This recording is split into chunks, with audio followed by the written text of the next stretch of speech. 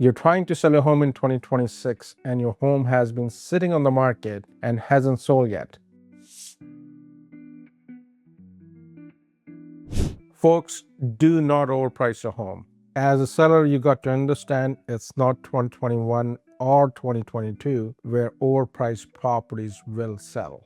Another tip is offer buyer incentives.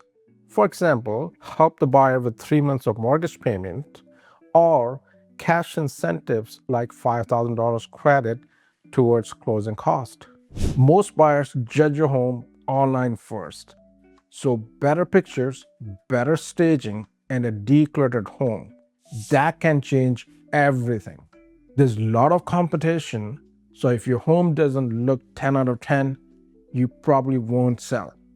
If you have adjusted the price, improved the presentation, but still not getting traction, taking the home off the market and relaunching can be a smart move.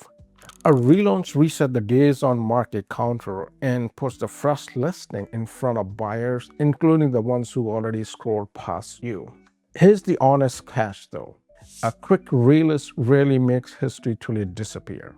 If you tried to sell your home in past and you're not sure what to do next, let's talk. Reach out and I'll put together a plan for your situation.